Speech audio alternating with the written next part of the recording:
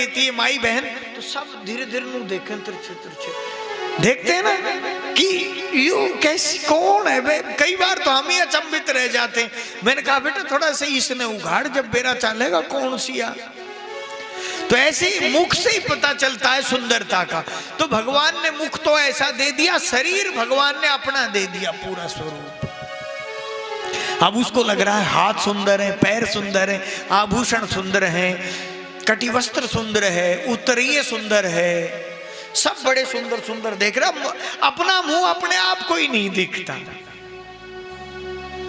अपना मुंह अपने आप को ही नहीं दिखती, अपनी कमियां हमें ही नहीं दिखती। ये भी सच्चाई है, ध्यान दे लेना इस बात को कि अपनी कमी इंसान को आप खुद नहीं दिखती, दूसरे की कमी सबको दिखती है।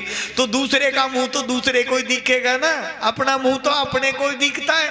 पर वहां शीशा नहीं है तो वो देखे कैसे? बस स्वरूप को देखकर मन ही मन मोहित होते जा रहे हैं कि अब तो श्रीमती का विवाह मुझसे हो जाएगा, मैं अजय हो जाऊंगा, सम्राट हो जाऊंगा, जगत अधिपति हो जाऊंगा,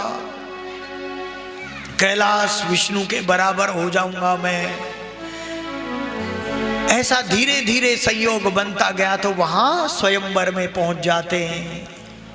स्वयंवर में पहुंच जाते तो दो बाबा के गण भी गेल गेल होते हैं उनके, भोले बाबा के गण सबके साथ रहते हैं वो भोले।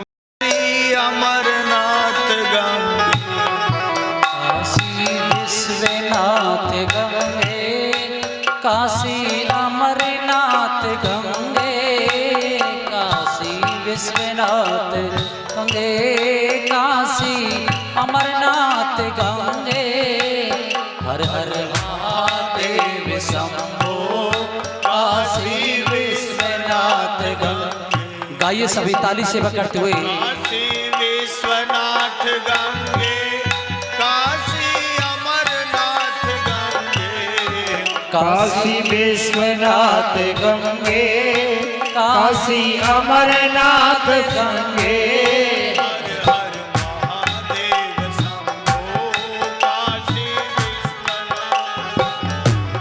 हर हर महादेव शंभो, काशी विश्वनाथ गंगे, काशी विश्वनाथ गंगे, काशी अमरनाथ गंगे, काशी विश्वनाथ गंगे, काशी अमरनाथ गंगे,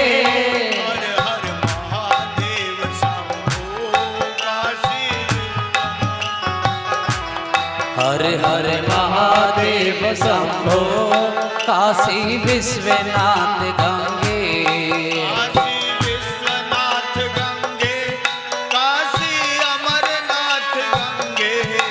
काशी विश्वनाथ गंगे, काशी अमरनाथ गंगे, काशी महादेव शंभो, काशी विश्वनाथ गंगे, हर हर महादेव शंभो, काशी विश्वनाथ गंगे, हर हर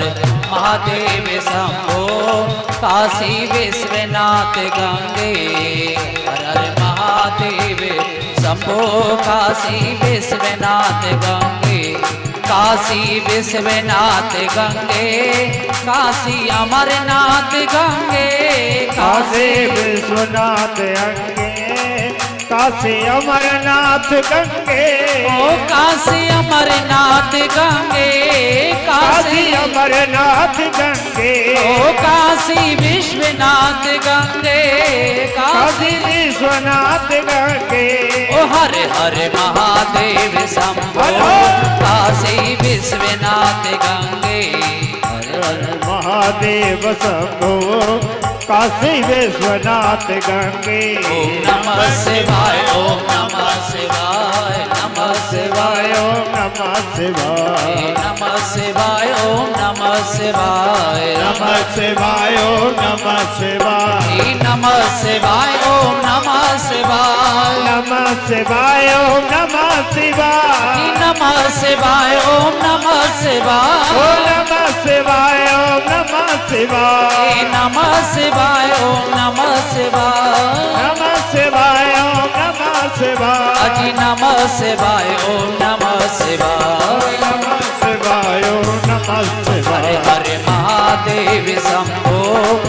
काशी विश्वनाथ गंगे हर हर महादेव शंभो काशी विश्वनाथ गंगे ओ हर हर महादेव शंभो काशी विश्वनाथ गंगे हर हर महादेव शंभो गिरिनाथ काशी विश्वनाथ गंगे हर हर महादेव शंभो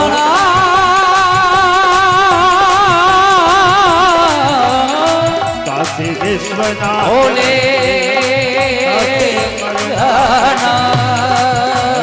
अमरनाथ गंगे काशी विश्वनाथ गंगे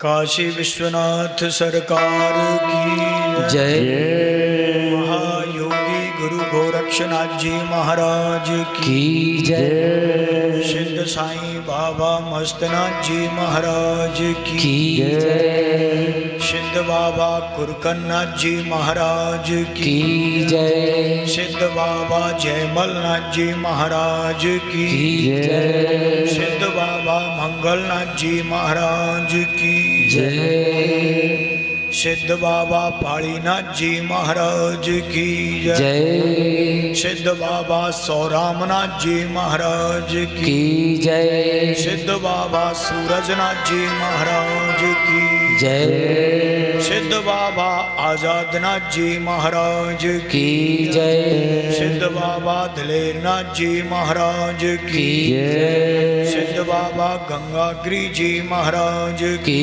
जय नवनाथ 84 सिद्धों की जय एक भगवान की जय सनातन धर्म की जय आप अपने गुरु महाराज की जय ओम नमो पार्वती पते पते हर हर हर महादेव शंभो।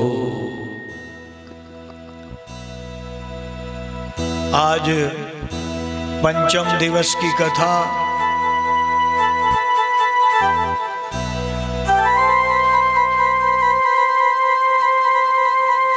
यहाँ 9 नाजियों की पूर्ण समाधियां हैं। अपने आप में ये सिद्ध पीठ बनती है जिनके हम जयकारे लगाते हैं। इसी क्रम से ये संत यहाँ निवास करते रहे हैं। पूजनीय महाराज सूरजनाथ जी लंबे समय तक यहाँ रहे। 37 से 39 वर्षों का समय यहाँ निर्धारित कर कर अपने आप को यहीं पर ही विलीन कर दिया।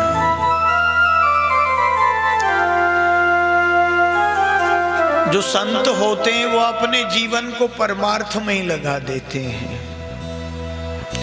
चाहे फिर महर्षि दधीची की तरह अपनी हड्डियों का दान करके राक्षसों का विनाश ही करना क्यों ना हो। हर हर महादेव। तो इन संतों ने इस क्षेत्र के लिए, इस कर्म भूमि जन्म भूमि के लिए इतना समय दिया। आज हम सब देख रहे हैं कि उन्हीं के प्रांगण में हम सब लोग एकत्रित होकर शिव महापुराण की कथा सुनते हैं। अगर वो संत यहाँ अगना अपना त्याग तप नहीं करते तो क्या ये स्थान ऐसे रहता? क्या नहीं। तो सभी जीवन में त्याग तप करते हैं। तो भगवान भोलेनाथ यहाँ हमें उपाय बताते हैं कि जीवन में अगर त्रुटियां भी हो जाएं तो किस प्रकार से उन त्रुटियों से ऊपर उठ के अपने आप को निष्पाप करके व्यक्ति जीवन मुक्त हो सकता है। तो कल के प्रसंग में पंचकर्म जो हैं मनुष्य के, वो अवश्य करने चाहिए। पंच महायज्ञ। पहला कौन सा? अग्निहोत्र। बताया था ना कि हवन करवाना चाहिए, नहीं तो फिर राम नाम। तो वर्ष में एक बार तो घर में अवश्य ही यज्ञ हवन अवश्य करवाना चाहिए। कोई निष्कपट निष्कलंक ऐसा पुरोहित हो, उनके हाथों से यज्ञ अवश्य कराना चाहिए। या फिर कोई ऐसी संत मूर्ति हो जो महापुरुषों के चरणों में बैठकर जिन्होंने आशीर्वाद लिया हो उनसे अवश्य कराना चाहिए। और दूसरा ब्रह्म यज्ञ, प्रतिदिन घर में जरूर आसन बिछाकर बैठकर चाहे 12 मिनट ही भगवान का नाम ले। सत्संग की आधी घड़ी, आधी में पुनाद, एक घड़ी तो कही है, उससे भी आधी घड़ी, और आधी में पुनियाद। तुलसी संगत साध की, हरे कोटि अपराध, करोड़ों पाप भी किए हों, करोड़ों अपराध भी किए हों, तो एक संत का सानिध्य, एक संत का सत्संग उसको दूर कर देता, निष्पाप कर देता है। हर हर कर देता है ना। पर संत की सत्संग की अनुचर्या में रहना पड़ेगा। संत की सत्संग की अनुचर्या में उसका अनुचर होना पड़ेगा। अगर हम संत के पास जाएं और उसके अनुचर नहीं होंगे तो नहीं बनेगी बात। पर वहां उनके दरबार में तो हमें अहंकार को छोड़कर जाना पड़ेगा। जब हम संत की तरफ जाते हैं तो करोड़ों, जैसे जैसे हम पग रखते हैं तो करोड़ों यज्ञ हवन जो करता है वो फल संत की तरफ जाने से सहज ही उपलब्ध हो जाता है। संत मिलन को चाहिए,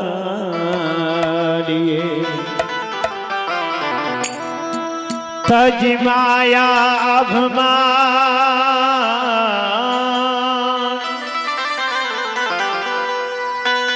ज्यों ज्यों पग आगे धरे, कोटन यज्ञ समान। बोलिए संत भगवान की जय। संत को मिलने के लिए जाएं तो जो जो पग आगे रखेंगे तो कोटिन यज्ञ समान। और तज माया अभिमान, जो व्यक्ति अभिमानी होगा, मायावी होगा, वो संत के निकट जा ही नहीं पाएगा। आज हर व्यक्ति अपने अभिमान में चकनाचूर है।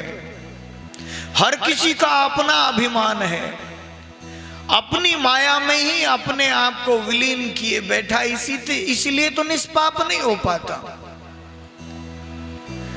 आते समय भी व्यक्ति को अपने जीवन की उन बातों को तो वह मंदिर से बाहर ही छोड़ आना चाहिए। संत जो भी कहेंगे वो आपके कल्याण के लिए कहेंगे। संत जो भी कहेंगे वो आपके कल्याण के लिए कहेंगे। एक गुरु चेला एक गांव में चले गए। अब गांव में चले गए तो देखा वहां हर चीज रुपए किलो मिलती है।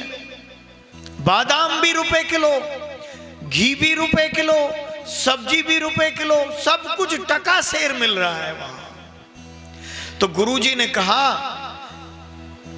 अपने शिष्य से, शिष्य पहलवानी करता था, मस्त मोटा मलन, अच्छे रहते हैं। संत तो मोटे ही होने चाहिए, क्योंकि जिसको देखकर व्यक्ति को लगे कि भाई संत बनना चाहिए। संत तो कितने सुंदर होते हैं, संत तो कितने मोटे तगड़े होते हैं, संत तो देखो कितने अच्छे होते हैं।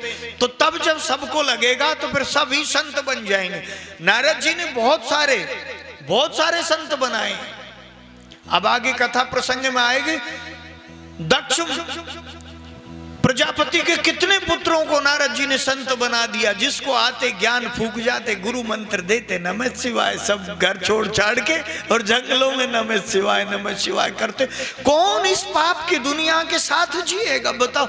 जब भगवान के नाम का इतना निष्पाप है, जब उसका रस आसा द्वन लगने लग जाए तो सारी दुनिया के साथ खंड का भी कोई अगर राज दे दे तो भी जो संत भगवान होते वो त्याग देते हैं। क्योंकि उनको जो राम नाम में जो रस आता है, हरि नाम में जो रस आता है, नमः शिवाय में जो रस आता है, वो पूछिए मत। यहां लोग इमरती जलेबी खा रहे हैं, पर जब राम का नाम लेते हैं तो उसका रस उसमें भी नहीं है, वो भी फीकी लगती है। पर किसी को बस लग जाए लगन, क्या लग जाए लगन, और ये लगन बड़े भाग्य से लग पाती है। अब आप लोगों को धीरे धीरे लगी है, छोटे छोटे बच्चों की तरह पढ़ाना पड़ रहा है ना, ऐसा करा करो, ऐसा करा करो, ऐसा करा करो। शरीर से तो देखो आप सब कितने बड़े हो गए, हम सब भी कितने बड़े हो गए शरीरों से, पर गांव में कई बार कहते हैं ना, अरे अब तो कुछ अच्छा काम कर ले, अब तेरे पे कोई बड़ पीपड़ बंधेंगे, कहते हैं ना, वो इसलिए कहते। तो अब सोचो तो सही, अब आप लोगों पे कौन से बड़ पीपड़ बंधेंगे, नहीं बंध सकते। अब तो पक्के बांस हो गए, अब तो टूटोगी। पर अगर बचना चाहते हो तो बचना चाहते हो तो भगवान के हरि नाम को अपने जीवन में उतार लो, उसी से सहज कल्याण हो जाएगा। हर हर। तो वो जो संत कहते वो ठीक ही कहते हैं, जो संत कहते हो ठीक ही कहते। तो वो अपने शिष्य को कहने लगे कि नारायण यहां रहना ठीक नहीं है, मुझे अच्छा नहीं लग रहा यहां। तो उन्होंने कहा कि महाराज नहीं, सारी चीजें वो है, आप तो मेरे को पहलवान बनने देना नहीं चाहते हैं। रुपए किलो बादाम मैं खूब घोटूंगा पीऊंगा और मस्त खा खा के खूब अखाड़े में वो करूंगा। तो कहते नहीं बेटा ऐसा ठीक नहीं है। तो बोला नहीं गुरुजी मैं तो यहाँ रहूंगा, आप जाओ कहीं भी। तो गुरुजी ने कहा ठीक है मैं यात्रा पे निकल जाता हूँ, और आपको कोई परेशानी हो तो बस एक बार याद कर लेना मुझे। संत तो इतने दयालु होते हैं कि अपने भक्त पर अगर परेशानी आती है तो तुरंत वहां तत्काल पहुंच जाते हैं, पर भक्त नहीं समझ पाते कि संत कितने दयालु होते हैं। संत कितने दयालु होते हैं, अपने जीवन को भी न्यौछावर कर देते हैं अगर किसी भक्त पर विपत्ति आ जाती है तो।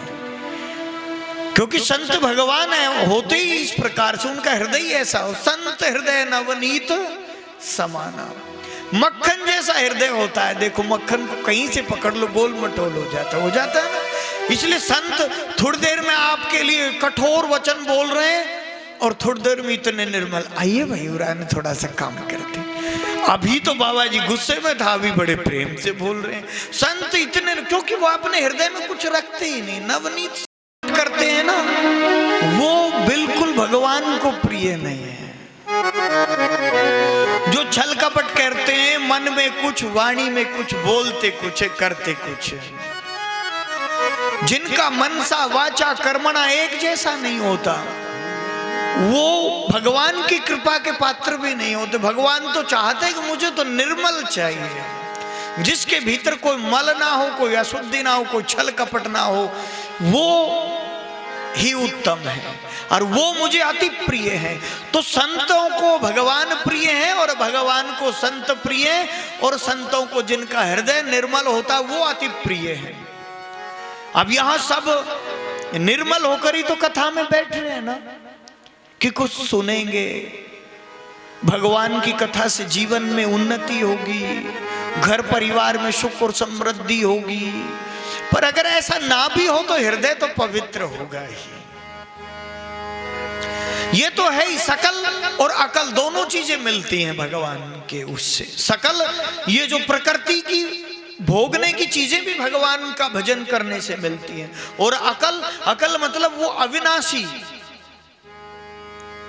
अविकार, निर्विकार भगवान शंभु की भी कृपा उन पर हो जाती है। पर सुने तो कोई कथा, कोई सुने तो कथा, कथा सुने तो बिटे व्यथा, व्यथा यही तो है। आज हमारे साउंड मास्टर कह रहे थे, महाराज जी एक हाथ जोड़ता हूँ 5 हाथ टूट जाता है, कोई उपाय बताओ। मैंने कहा यही उपाय कथाओं में लगाते रहो इसको, और ये भी सुनेगा, आप भी सुनोगे तो सहज ही कल्याण हो जाए। पर कभी कभी ऐसा होता है जब भगवान को अपने भक्त से कुछ भक्ति की तरफ उसका दिशा निर्देश करना होता है तो वो संसारिक चीजों को कम कर देता है। तो हमारे राम रतन जी, इनका नाम ही ऐसा है, मैंने राम रतन धन पायो रे। मीरा जी का बहुत बड़ा पद है, पायो जी मैंने राम रतन धन पायो। हमने भी पाया है साउंड के रूप में उसको। पायो जी मैंने राम रतन धन पायो। पायो जी मैंने राम रतन धन पायो। राम रतन धन पायो। राम रतनो धनो राम रतनो धनो। राम रतन धन पायो। पायो जी मैंने राम रतन धन पायो। पायो जी मैंने राम रतन धन पायो।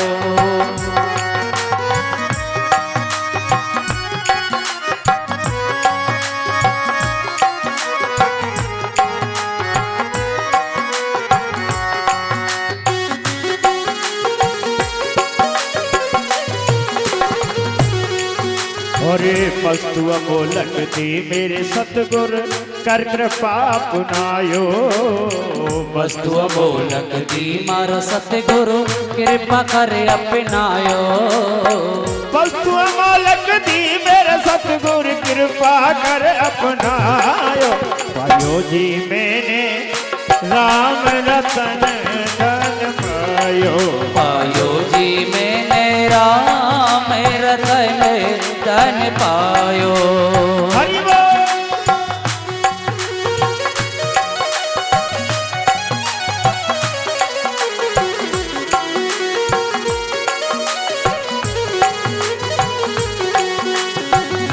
खर्चे ना कोई चोर न लेवे। खर्चे ना कोई चोर न लेवे। खर्चे ना कोई चोर ना लेवे। खर्चे ना कोई चोर न लेवे।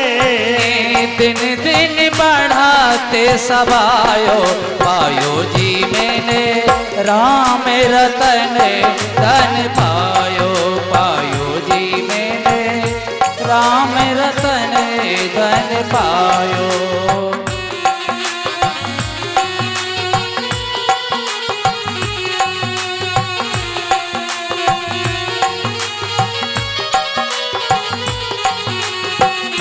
सत्य की ना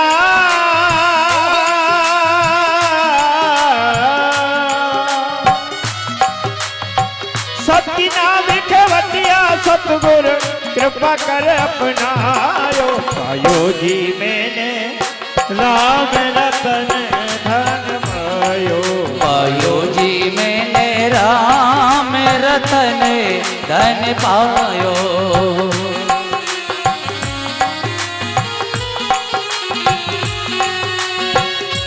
मीरा के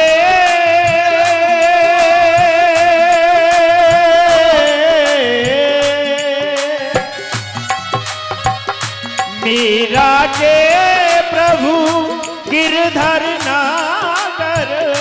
मीरा के प्रभु गिरधर नागरो। मीरा के प्रभु गिरधर नागर हरस हरस गुण गायो। पायो जी मैंने राम रतन धन पायो। पायो जी मैंने राम रतन धन पायो। पायो जी मैंने राम रतन धन पायो। पायो जी मैंने राम रतन धन पायो। पायो जी मैंने राम रतन धन राम रतन धन पायो। बोलिए गिरधर गोविंद भगवान की जय। तो इस प्रकार से मीरा का जो भाव है भक्ति का कितना प्रेम पूर्ण भाव है। विधना तेरे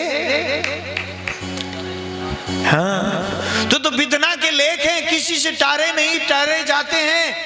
राम लखन सिया जन जन के प्रिय वन को जाते हैं। किस तरीके से विधना अपने लेख बना देती है। भगवान को भी वन में जाना पड़ता है, भगवान को भी जेल में पैदा होना पड़ता है। विधना के लेख हैं, लेख सबके साथ घटते हैं। तो मीराबाई के साथ भी विधना ने ऐसा, तो उसकी माँ ने कह दिया ये तेरा दूल्हा है, समझा देती है ना कई बार माताएं, कुछ देना होता है कुछ दे देती हैं। अब देना कुछ था, दे कुछ दिया। अब बच्ची थी, बच्ची धीरे धीरे बड़ी होने लगी। अब बड़ी होने लगी तो घर में, अब जब बड़ी होगी तो उसकी शादी का ढूंढने लगे दूल्हा। तो एक दिन उसने भी सुन लिया कि माँ क्या कह रहे हैं आप, शादी तो मेरी हो चुकी है बचपन में, आपने तो कहा था ये दूल्हा है। वो उसको सुबह नहलाती, उनको तैयार करती गोपाल जी को बड़े प्रेम से, मेरे नटवर आनंद किशोर ऐसा कह के उनके सामने। वो गुड्डे गुड़िया के खेल तो और बच्चियां तो कोई गुड्डे गुड़िया का खेल खेलती, कोई गाली गलौज सुनती, कोई कुछ सुनती, कोई कुछ सुनती। बचपन में तो सीखती हैं ये बेटियां, गालियां माँ बाप से सुनेंगी तो वैसी से देवेंगी, और क्या है। नहीं कहती, जो माँ बाप करेंगे वो बच्चा बच्ची करेंगे, करते हैं ना। जो कई बार उल्हाने देते हैं, कोई लड़ोकड़ी सी घरवाली आ जाए, तेरी माँ ने कुछ सिखाया हो ना डेड ने, कहते हैं ना ऐसा। हाँ, तो अपनी बच्चियों को तो वो तो उसका तो मन भक्ति में लग गया, उसने तो उसी को अपना सर्वस्व सब कुछ समझ रखा था। बस उसी को सिंगारती सजाती, सुबह से शाम तक दुलारती। हमारे यहाँ ये राधा जी करती रहती आनंद से, भगवान गोपाल को, लड्डू गोपाल को सजाती रहती, नहलाती। कल तो कह रही थी महाराज आप भी खिलाओ, मैंने भी भाई ऐसे घुमाया खिलाया। हाँ तो खिलाना ही है, सभी खिलाते हैं। तो वो भी अपने गोपाल जी को, अपने नंदलाल को इस तरीके से खिलाती सजाती, उन्हीं को भोग लगाती। ऐसे उनके जीवन में नित्य कर्म हो गया। बड़ी होगी, माँ से कहने लगी कि आपने तो कहा था कि यही आपके दूल्हा राजा है। अब माँ असमंजस में पड़ गई, बताया भी मैं नहीं था इसको, अब मैं मना कैसे कर दूं इसको, इसका हृदय टूट जाएगा, इसका हृदय टूट जाएगा। पर माँ उस समय चुप रहेगी तो वो बच्ची जो मीराबाई थी वो उसकी चुप्पी को समझ गई कि माँ के हृदय में कोई संशय है। तो उसने हाथ जोड़ के कहा कि माँ आप जैसा कहोगे वैसा कर लेंगे। तो राजा रतन सिंह से उनका विवाह हो जाता है संयोगवश चित्तौड़गढ़ के महाराणा से। अब वहां रहने लगी। धीरे धीरे जब भगवान देखो कैसी विधना बनाते कि उनके पति का देहांत हो गया है, कैलाशवासी हो गए वो। अब पति चला गया, जिनके साथ वो आई थी वो चले गए। पिता से अत्यधिक प्रेम था मीरा का, तो परमात्मा ने पिता को भी गोलोक कैलाशवासी कर दिया। जब भगवान की लीला होती ऐसी होती, वो ऐसी विधना का लेख बनाते। अब जीवन में दो ही अति प्रिय, उनसे भी मोह टूट गया। वो धीरे से फिर दोबारे वही नंदलाल की मूर्ति पर आ गया। पिता भी चले गए, पति भी चले गए। अब सुबह से शाम उनके भजन गाती, अपने महलों में उन्हीं की पूजा वो करती। महाराणा विक्रम को अटपटा लगने लगा कि वो तो संत महात्माओं में बैठने लगी, कोई भी महात्मा आ जाता तो तुरंत बुला लेती, कुछ उनसे सुनती, ज्ञान की बातें सुनती, जीवन का उद्धार कैसे हो, मुझे मेरे गिरधर से मिलन कैसे हो, इस सकल रूप निर्विकार ज्योति स्वरूप अनंत ब्रह्मांड नायक गोलोकवासी से मेरा कैसे ध्यान लगे। संतों से पूछती रही। जब भक्ति जीवन में उतर जाती है तो भगवान उसके जीवन में इतनी श्रद्धा पैदा कर देते हैं कि उसको हर चीज में अपने राम, अपने गोपाल, अपने श्याम और अपने शिव दिखाई देने लगते हैं, हर वस्तु में। तो राणा ने बहुत सारे अत्याचार किए, बहुत सारे अत्याचार किए। कभी सांप भेजा तो वो इस तरीके से माला बन गया, जहर भेजा तो वो अमृत बन गया। मीरा ने सोचा कि अब यहां निवास करना ठीक नहीं, तो अपने पगों में घुघरू बांध लिए और पग घुघरू बांध मीरा नाची रही। ऐसे नाचती चलती चली अपनी मस्ती में। मेरी वृंदावन ससुराल संभार राणा तेरी नगरी। ओहो चल दिए नगरी छोड़कर। आज मीराबाई कहने लगी, मेरी वृंदावन ससुराल संभार राणा तेरी नगरी। मेरी वृंदावनो, मेरी वृंदावनो ससुराल संभाल राणा तेरी नगरी। होरी तेरी नगरी रे राणा तेरी नगरी। तेरी नगरी राणा तेरी नगरी। तेरी नगरी राणा तेरी नगरी। मेरी वृंदावन ससुराल संभार राणा तेरी नगरी। मेरी वृंदावनो ससुराल संभाल राणा तेरी नगरी। हरि बोल।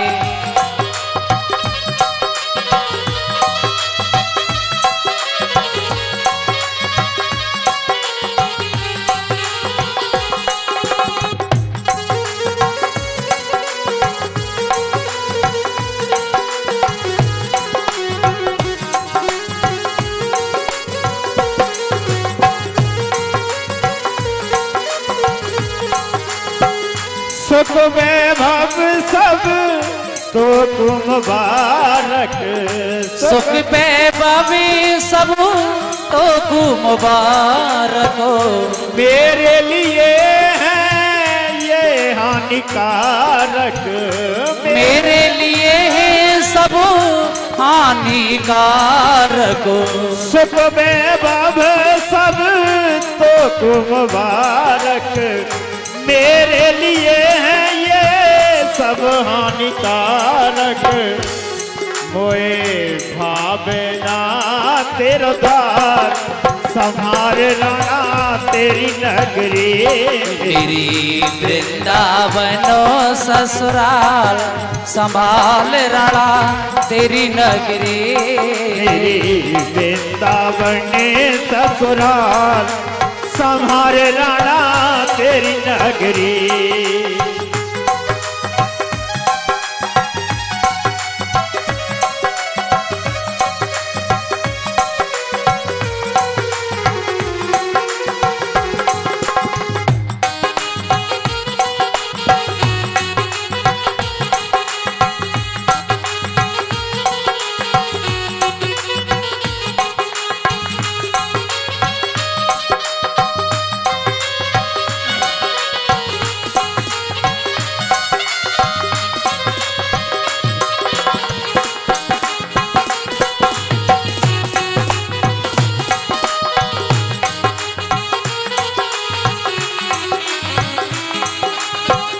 कृष्ण नाम अति मीठो लागे।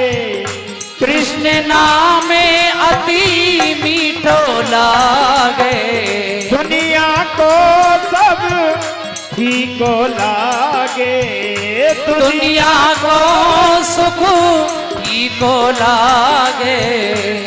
मोए भावना संसार संभार राणा तेरी नगरी। मोए भावना, मोए भावना संसार संभाल राणा तेरी नगरी। वृंदावन ससुराल संभार राणा तेरी नगरी। मेरी जो मैं सा जानती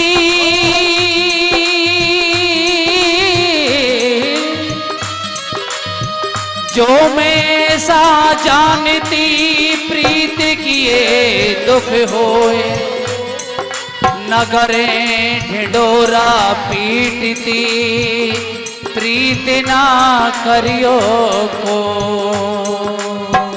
ओ मीरा दीवानी हो गई रे, मीरा मस्तानी हो गई।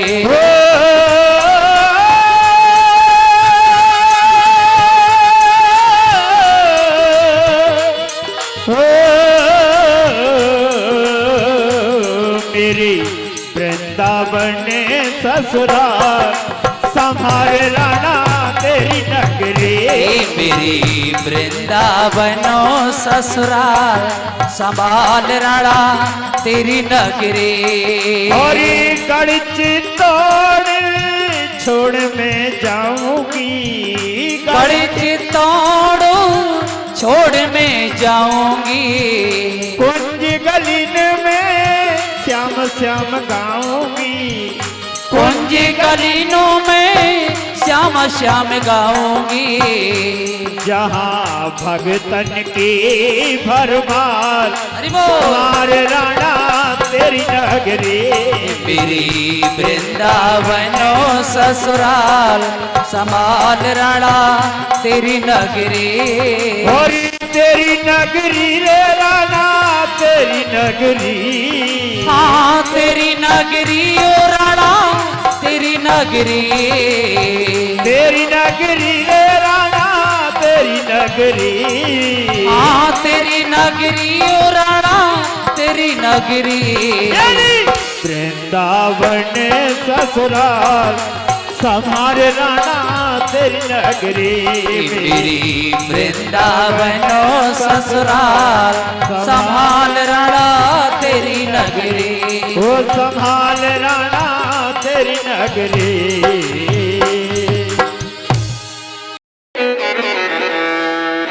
तो साहब वहां नापने लगे, धीरे धीरे पूरे नगर में से किसी को वो फांसी का फंदा नहीं चढ़ा। राजा ने कहा भाई ये तो ठीक नहीं है, कोई तो होगा ऐसा। उन्होंने कहा साहब वो दो बाबा जी रहते हैं मस्टंडे, उनके गले में आ सकता है, या मंदिर में रहे बगल में आसलवास में रहते हैं, वो खूब खाते हैं, लगा देते लोग अलग अलग तरीके से। लगाना है तो फांसी का फंदा उनके गले में। साहब आके देखा तो वो तो पूरे मलंग थे, फांसी का फंदा डेढ़ एक के गले में फिट बैठ गया। पारित कर दिए कल इतने इतने बजे इनको फांसी लगेगी। उसने कहा साहब फांसी तो लगा दो, कोई बात नहीं, अब यहाँ का अन्न खाया है, देखी जाएगी जो कुछ होगा, पर एक बार बस मुझे मेरे गुरुजी से मिलना है, फिर आप फांसी पे चढ़ाओ चाहे कुछ भी करो। अब उनके गुरुजी का आखिरी जिनको फांसी लगती है, एक बार तो उनसे पूछी तो जाती है ना कि आपकी आखिरी इच्छा क्या है। तो उसने कहा बस एक बार मेरे गुरुजी से मिलवा दो। रोने लगे वो, बड़े परेशान साहब, अब बस गुरुजी से मिलवा दो एक बार, कैसे भी करके एक बार गुरुजी से मिलवा दो, बाकी फिर जो कुछ होगा देखा जाएगा। नहीं बनी बात, पर आदेश से ढूंढ के लाए उनके गुरुजी को, कहीं पे वो दिखाई दिए, उनको ले आए। अब गुरुजी ने कहा क्या कर दिया भाई? कि बोला जी मैंने तो करा तो कुछ भी नहीं, पर इनके आपने ठीक कहा था यहाँ रहना ठीक नहीं, रहना ठीक नहीं, हमें भी कई बार का रहना ठीक नहीं, फिर भी हम रह रहे न कर। कोई बात नहीं, चलो समय बदलेगा, विधना का खेल बदलेगा, तो क्या पता कहीं दूसरी जगह खेल बदले, तो चलता रहता संसार। तो उसने गुरुजी ने पूछ लिया कि क्या करा भाई तूने, चोरी करी? नुक नहीं जी कतई नहीं करी चोरी। तो नुक सच्ची सच्ची बात हो बता। बोला जी ऐसे ऐसे बात है, इनके गले का कोई फांसी का फंदा नहीं बना, अब मेरे गले में चढ़ा दिया तो यहाँ फिट बैठ गया। तुनू को कहीं तो फिट बैठा तू, चलो आज तक कहीं फिट ही नहीं बैठा था, पर आज तो फिट बैठ गया तेरे गले में, अब तेरे को तो बेटा लगेगी फांसी। पर ऐसा करना मैं जैसे कहूं वैसा अवश्य करना, गुरु महाराज की कृपा से हो सकता है ये फांसी टल जाए, और जो फांसी देने वाला है उसी को फांसी लग जाए, ऐसा भी हो सकता है। कहना पड़ेगा हर हर। भगवान की जो शरण में होते हैं तो कई बार संसार उनको बड़ा पीड़ित करता, बड़ा दुखी करता, फिर भी कहीं ना कहीं भगवान उनको रक्षा कर ही लेते हैं, कर लेते ना। तो इसी प्रकार से जैसे गुरु ने कहा उसने वैसे ही किया। तो वहां जहां फांसी का फंदा था वहां गुरु भी पहुंच गया और चेला भी, दोनों लटक रहे, खींचातानी हो रही है वहां। तो गुरु कह रहा है मैं लटकूंगा, चेला कह रहा है मैं लटकूंगा, गुरु कह रहा है मैं लटकूंगा। राजा ने कहा भाई मामला क्या है, ये दोनों क्यों जिद कर रहे हैं, ये कौन है? बोला जी इनके गुरु जी है। अब ये जिद कर रहे हैं कि मैं लटकूंगा और फांसी इसको देनी है। तो बोला आखिर माजरा क्या है, बात क्या है, बताओ, रोको थोड़ी देर फांसी को, टाइम भी आउट होगा तो भी कोई नहीं, फांसी का नियम अगर टाइम आउट हो गया तो फिर अगले दिन निर्धारित होगा उसका समय, एक नियम है, एक वो मुहूर्त देखते, वो भी योग बनाते, क्योंकि जो चांडाल होते उनको भी दोष ना लगे। राजा को भी दोष ना लगे। दंड नायक का ही वो दंड का जिस दिन विधान होता उसी दिन दिया जाता है। ये दंड विधान होते हैं। यहाँ स्मृतियों में बड़े बड़े दंडों के विधान है, बहुत सारे विधान है। तो वहां अब गुरुजी कह रहे, वहां उस राजा ने पूछा भाई आप क्यों लटकना चाहते? बोला जी आज का मुहूर्त इतना अच्छा है कि जो भी अगर फांसी पे लटक गया समझ लो वो त्रिवेणी पार करेगा और भगवान के कैलाश का वासी होगा। हर हर अब भाई राजा को तो तत्काल, वो तो मूर्ख था ना, तत्काल चलो भगवान के नाम से उसको ऐसा कह दिया, भगवान करे उसकी मुक्ति हो। मुक्ति होती है, भगवान का नाम एक बार भी स्मरण कर लिया आपको चलते समय भी तो भी मुक्ति हो जाती है। तो इसलिए मैं चेले से कह रहा हूं भाई तो मुझे लटक जाने दे। चेला कह रहा है कि नहीं मैं लटकूंगा, गुरुजी कह रहे मैं लटकूंगा। तो राजा ने आव देखा न ताव देखा, खुद लटक गया। बड़ा शिवा, हर हर महादेव, वहां अपने आप हो गया काम। तो परमात्मा अपने आप विधि का विधान बना देते हैं। ये जो विधना है अपने आप लेख बना देती है, अपने आप योगदान बना देती है। तो इस प्रकार से हमें जीवन में जो तीसरा अंग है यज्ञ का, वो बलिवेश्य देव यज्ञ, जो हमारे आश्रित जीव जंतु हैं उनकी जरूर सेवा करनी चाहिए। जैसे कुत्ता बिल्ली गाय इत्यादि पशु पक्षी जो है वो हमारे आश्रित है। भगवान ने योगदान दिया मनुष्य को श्रेष्ठ होने का। और जो सबसे श्रेष्ठ होता है, जो मुखिया होता है, उसी की जिम्मेदारी बनती है पूरे परिवार के सभी जीवों को, सभी लोगों को खुश रखे।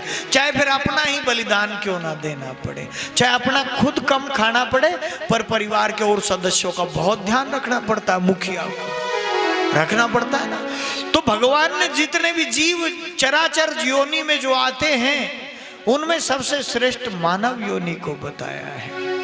तो मानव का कर्तव्य बनता है कि वो हर जीव का कल्याण करे। तो तीसरा यज्ञ बलिवेश्य देव यज्ञ, और चौथा पितृयज्ञ। कौन सा? माता पिता जो है हमारे पूर्वज। आजकल नई परिपाटियां चलने लगी हैं, लोग मावस नहीं निकाल रहे घरों में, दोएज की खीर नहीं बना रहे हैं, और भी बहुत सारी ऐसे हमारे जो कर्म है जो हमारे बड़े बुजुर्ग करते आ रहे वो छोड़ते जा रहे हैं। आने वाला समय इतना होगा कि आपके पितृ रुष्ट हो जाएंगे। जिसके पितृ रुष्ट हो जाते वहां दूध दही खान पान दूषित हो जाता है,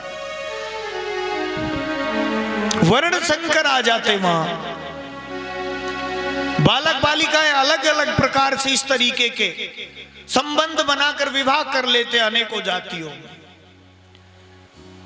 वर्ण संकर लोग पैदा हो जाते, घर परिवार में लड़ाई झगड़ा शुरू हो जाता, परिवार की सुख शांति नष्ट हो जाती है। इसलिए कभी भी भूल से नई परंपराओं को अपनाने का काम मत करना। कभी भी जो पंचांग सम्मत है, ऋषि सम्मत है, शास्त्र सम्मत है, उसी की अनुपालना में सदैव तत्पर रहना। सभी निकालते हैं ना अमावस्या, तो जरूर है हमारे कर्म है हमारे पितरों को देने का, भोग लगाने का। लोग कहते नहीं, होते हैं, सब होते, पितृ भूत प्रेत जिंद पिशाच सब योनियां हैं, सब हमारे कल्याण के लिए वो सब। और फिर जो जीते जीवित जो सास और ससुर हैं, जीवित माता पिता हैं, वो भी पितृ कहलाते हैं, उनकी भी सेवा अवश्य करनी चाहिए। एक गांव की कोई सत्य घटना है, एक गांव की एक सत्य घटना है कि वहां एक जगह, जो मैं कह रहा हूं पितरों को दोष लगता है, तो ऐसे ही एक लड़के ने बाहर पढ़ाई की और बाहर से वो कोई पढ़ी लिखी महिला से विवाह करके ले आया। पढ़े लिखे से कोई संबंध नहीं होता, ये विचारधारा बदलने का वो है। पढ़ना लिखना कोई बुरी बात नहीं, शिक्षा जीवन में बहुत महत्वपूर्ण है। शिक्षा से व्यक्ति के जीवन का संपूर्ण विकास होता है, शिक्षा से जीवन का सर्वांगीण विकास होता है। शिक्षित होना बहुत ही आवश्यक है, शिक्षित होना तो बहुत ही आवश्यक है। पढ़ाना चाहिए बच्चों को, अवश्य पढ़ाना चाहिए। पढ़ी लिखी तो थी परंतु संस्कारवान नहीं थी। पढ़ी लिखी हो कोई बच्ची संस्कारवान होनी चाहिए। जो बच्चे पढ़े लिखे होते हैं उनके साथ साथ माता पिता के संस्कार भी होने चाहिए। उठना बैठना रहना सहना खाना पीना क्या करना है, हमें कैसे चलना है, बड़े बूढ़ों के साथ कैसे बर्ताव करना है, छोटों के साथ कैसे बर्ताव करना है, ये सब चीजें माता पिता ही तो देते हैं।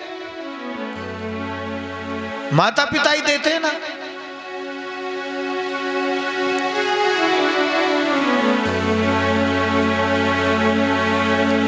आज तो कथा में बड़ी लोगों को कथा में नींद क्यों आती है? पता है क्यों आती है? कथा से हमारी व्यथा दूर हो जाती है और जो चिंता मिटी, मन हुआ बेपरवाह। जब चिंता मिट जाती है तो मन बेपरवाह हो जाता है। भगवान का नाम स्मरण होता है। जहाँ कथा होती है तो वहां बिना बात की जो बाधाएं हैं व्याधियां हैं वो सब सहज ही दूर हो जाती है। और जो वो दूर हो जाती है तो अपने आप ही नींद आए, बिना तकिया बिना गद्दा, बहुत अच्छी नींद आती है। मैं तो सबको देखता रहता हूँ, कहना पड़ेगा एक बार प्रेम से हर हर महादेव। तालियां बजाने से बात नहीं, जो चोर है वो पकड़े जाते हैं। तालियों की कहीं नहीं, फिर भी बजा रहे। पर भगवान के यहाँ नाम की चोरी करनी चाहिए। चोरी का भी मन करे तो चुप चुप चुप चुप चुप चुप चुप चुप नाम जपते रहना चाहिए। कथा में भी मन नहीं लगे तो नाम जप में अपने आप को लगा लेना चाहिए। कभी कभी ऐसा होता कुछ कथा के ऐसे प्रसंग है जो समझ में भी नहीं आते सब, तो नाम जप करने लग जाओ। तो मैं तो ऐसा ही सोचता हूँ, किसी की आंखें बंद देखता हूँ तो सब क्यों हो सकता है अंदर ही अंदर उपांशु नाम जप कर रही होंगी माताएं। मुझे दास बना के रख लेना भगवान तुम्हारे चरणों में। आइए ये भक्त का भाव।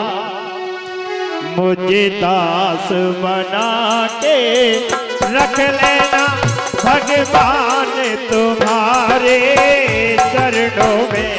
मुझे दास बना करे रख लेना, मुझे दास बना करे रख लेना भगवान तो अपने चरणों में। भगवान तू अपने चरणों में। भोलेनाथ तू अपने चरणों में। शंभुनाथ अपने चरणों में। मुझे दास बना के रख लेना, मुझे दास बना के रख लेना भगवान तुम्हारे चरणों में। मुझे दास बना करे रख लेना।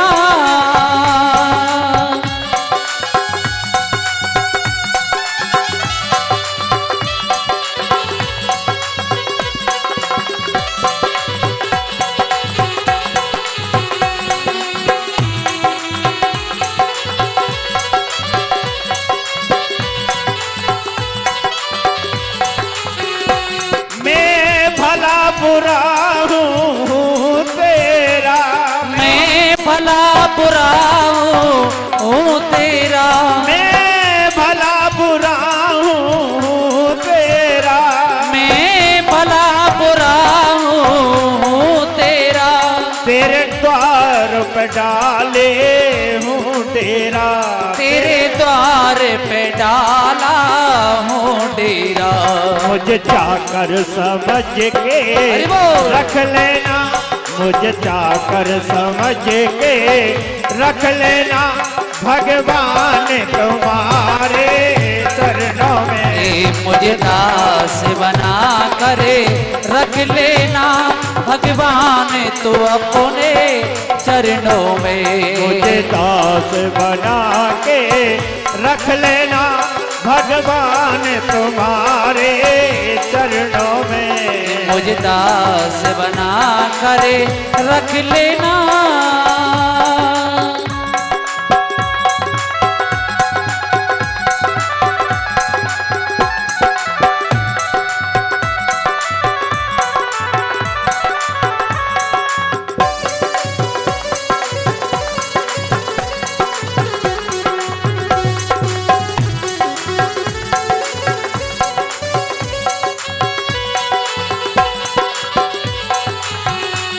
जब अधम से अधम को तारा है, जब अधम से अधम को तारा है, जब अधम से अधम को तारा है। भोलेनाथ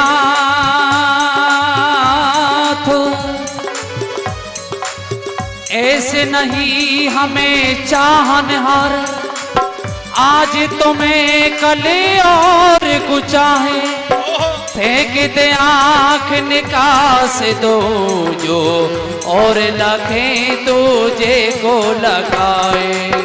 लाख मिले तुमसे बढ़कर, तुम्ही को चाहे तुम्ही को सराहे, जब तक प्राण रहे इस तन में, तब तक प्रेम को ना तो निभाए। जब अधम से अधम को तारा है, उनमें भी नाम हमारा है, उनमें भी नाम हमारा है। और हे मेरे दाता मुझे भार समझ के रख लेना, मुझे भार समझ के रख लेना, भोलेनाथ तुम्हारे चरणों में मुझे दास बना कर रख लेना, भोलेनाथ तू अपने चरणों में, भोलेनाथ तू अपने चरणों में, शंभुनाथ तू अपने चरणों में, भोले बाबा तुम अपने चरणों में, भोले बाबा तू अपने चरणों में। मुझे दास बना के रख लेना, मुझे दास बना के रख लेना, भगवान तुम्हारे चरणों में, मुझे दास बना कर रख लेना, भोलेनाथ तो अपने चरणों में, भोलेनाथ तू अपने चरणों में, भोलेनाथ तो अपने चरणों में। मैंने जब भी किसी को अहंकार होता है तो भगवान उसके अहंकार को मटिया मैदान करने के लिए भिन्न भिन्न रूप धरते हैं, भिन्न भिन्न माया फैला देते हैं। किसी को कुछ लगा देते हैं तो किसी को कुछ लगा देते हैं, किसी को कुछ लगा देते हैं। जब भी भगवान का कोई भजन करने के लिए निकलता है तो भगवान उसकी परीक्षा के लिए कुछ का कुछ अपनी माया का खेल करते हैं। तो नारद जी ने जाके भगवान शंभू को, भोलेनाथ को कहा, नित रटते शिव शिव भोले, जो संत महापुरुष नित रटते शिव शिव भोले ऐसे हैं मेरे बाबा भोले। तो चले गए वहां, वृतांत सुनाने लगे, महाराज मैं इतने दिन तक समाधि में रहा, अप्सराएं आई, काम आया, सब पर विजय प्राप्त कर ली। भगवान भोलेनाथ ने कहा, सुनो देवऋषि नारद, हे ब्रह्मपुत्र, ये वृतांत आप मुझे तो सुना रहे हो, पर भगवान सत्यनारायण को मत सुनाना, उनको मत बताना ये बात। बाकी मुझे तो आप कह रहे हो, उनको मत बताना। अब वही है ना कि पेट में बात तो किसी को भी नहीं पचती, और कुछ कोई बड़ा सा काम करिया है उसने तो सारी दुनिया में जिसके मारे हम भटक रहे हैं, काम वासना के लिए तो भटक रहे हैं हम सब हैं। किसी को लोभ का काम है, किसी को मोह का काम है, किसी को धन की इच्छा है, धन की इच्छा भी तो कामना ही है, किसी को पद की इच्छा है, सब कामनाएं तो हैं। पर जिसने कामनाओं पर विजय प्राप्त कर ली, ऐसा बड़ा प्रतापी हो जाना, अब तो मैं दुनिया में सबसे बड़ा हूं, ऐसी बात थोड़ी रुक सकती है। अरे ऐसी बात तो कतई नहीं रुके, बिल्कुल भी नहीं रुकती। और भगवान ने पहले ही इशारा कर दिया कि सत्यनारायण को, भगवान विष्णु को ये बात मत बताना, बाकी किसी को बताना।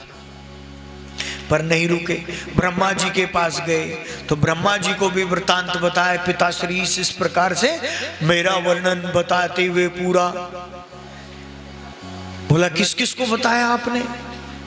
तो बोला भगवान भोलेनाथ को कोई बात नहीं, चल उनको बता दिया, मुझे बता दिया, पर भगवान विष्णु को मत बताना, बिल्कुल भी मत बताना उनको। अब उसने कहा कि ये कोई जरूरी अच्छी बात होगी कि सब रोक रहे हैं, और जब सब रोके ना वो उस काम को आदमी करने की जरूर कोशिश करता है कि वो तो भाई कोई ना कोई जरूरी कोई असली बात होगी। है होता है ना ऐसा, घर के भी कई बार मना करें तो छोटे बच्चे उसको जरूर करेंगे। मंदिर में जाके बाबा जी सुलट सुलट मत बोलना, नहीं जरूर बोलेंगे कि कोई ना कोई अपराध बने और उसके बाद में कोई भगवान उनसे वाणी निकलवाए और उससे फिर उसका अहंकार खत्म हो। तो भगवान लक्ष्मी नारायण को मत कहना ऐसे कहते हुए, परंतु वो तो श्रीमन नारायण नारायण हरि हरि, श्रीमन नारायण नारायण हरे हरे, नारायण नारायण हरि हरि, भजमन नारायण नारायण हरि हरि, भजमन नारायण नारायण हरि हरि, लक्ष्मी नारायण नारायण हरे हरे, ओ बद्री नारायण नारायण हरि हरि, श्रीमन नारायण नारायण हरि हरि, श्रीमन नारायण नारायण हरि हरि, श्रीमन नारायण नारायण हरे हरे, श्रीमन हो क्षीर सिंधु कवने मुनिनाथा, ओ ताबल श्रीवास कृपासाराम, सिया राम सिया राम जय राम राम, सिया राम जय राम।